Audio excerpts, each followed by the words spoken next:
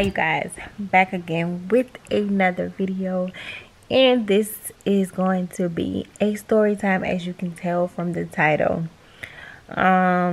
This story time is going to be just a little personal. I really don't talk about any personal experience and past experiences, but I figure it's the holiday time, and it's a story about being grateful and you know, just being given second chances, I should say.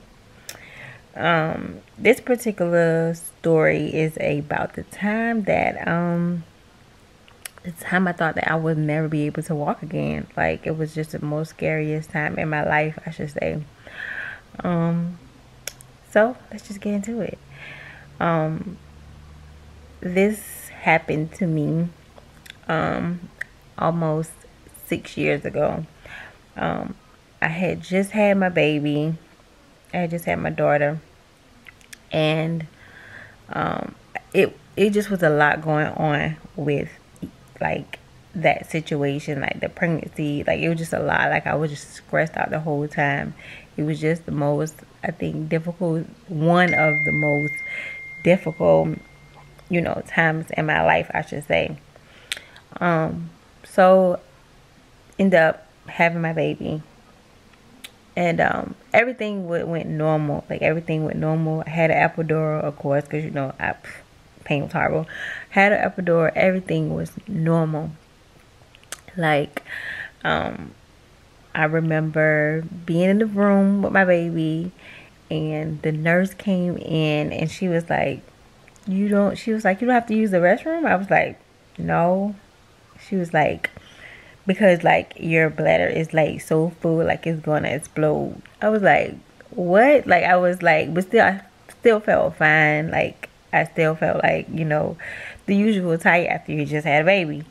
And she was like, yeah. She was like, you don't feel it? I was like, no.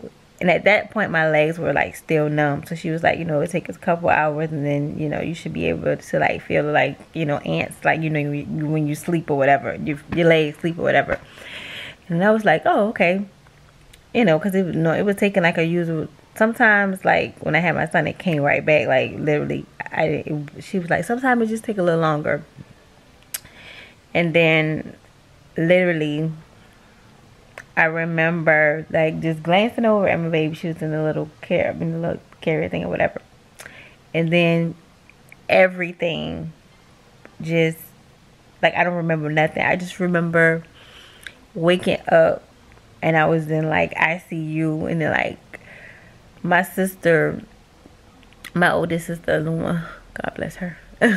I remember her like standing on the side of me, and at this point, because I'm just getting up, and at this point I'm super scared because I don't know what's going on.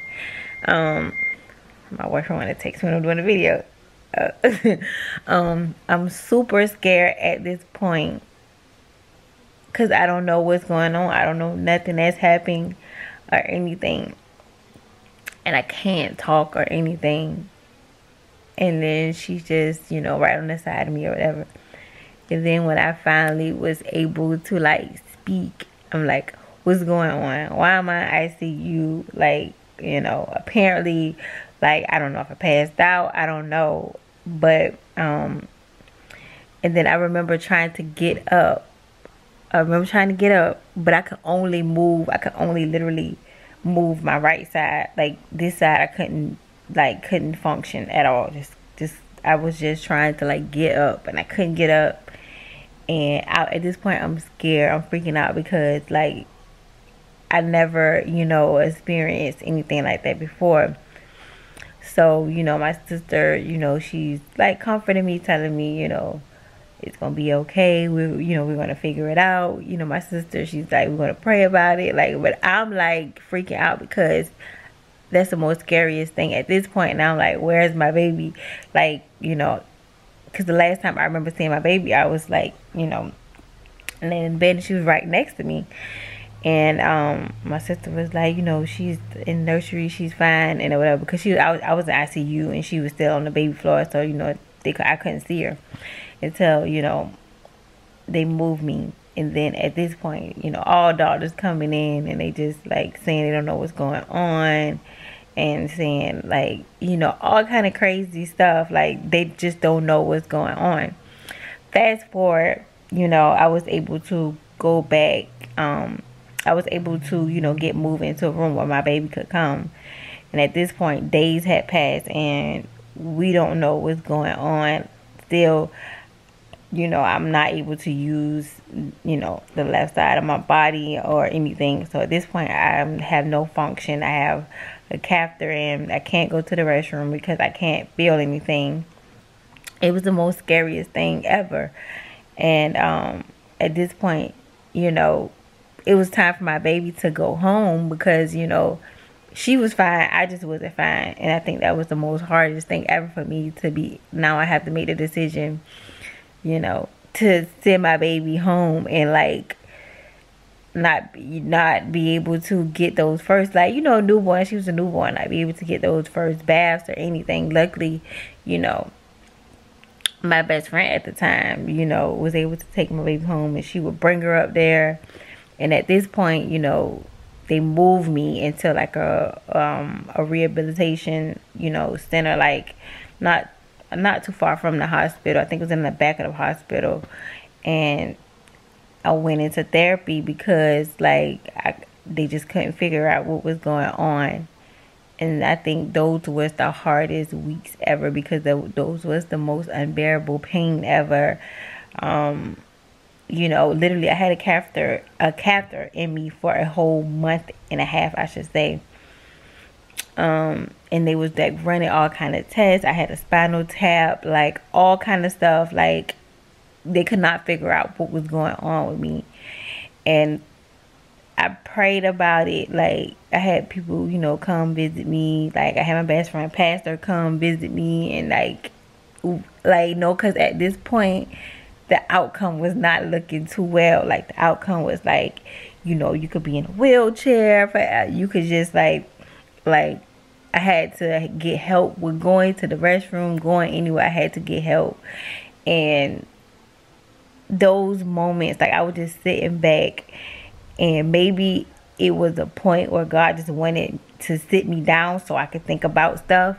But in those moments, I just prayed and I said, if God give me the strength or give me a miracle to me be able to walk again and function the way I supposed to function, I won't take it for granted or whatever. So I stayed in the rehabilitation place, and I went to therapy like twice a day. And it was to the point, back it up, and then another thing that starts to happen to me, I started to like lose memory. Like I couldn't remember. I remember one point, because they incorporated this in my therapy, I remember one point she would ask me in the beginning, she would ask me what was the day and what was the month and what was the year. And then we would do like activities and stuff. And then like before she, the therapy was over, she would say, what's the day? What's the year? No, what's the month? What's the day? And what's the year? And I couldn't remember. And then that's when I start really getting scared, because like now, because they say when you mess with like the spine and stuff, you mess with your memory, all that stuff is together, because the spine and the brain works together. So all that stuff is together. And I think that's the point where I would start getting scared, because now I lost like one side of my body was I couldn't use, and then now I'm losing like memory and stuff. So that was the most scariest thing ever. And then I remember I went to therapy one day, and like they would put me on this little harness, to like try to build your leg muscles and stuff. And I remember one day she was like, move your leg. And then I was able to like move it, like just kick it once. And I think that was the most, like, even though it was just an inch, And it hurt so bad. Like, the pain hurt so bad just to move it. Like, it just was unbearable pain. And I just remember saying, okay, I'm moving to the inch today. Tomorrow I'm gonna kick it. Tomorrow I'm just gonna, tomorrow I'm gonna kill it in my head, because it's a mind thing. I'm like, okay, I moved to the inch. So the next day in therapy, they would come, they would have to get me dressed. And then I start being more like, I stop feeling sorry for myself, and then it was a mind thing. Like, I don't need this much help today. Like, they would, come and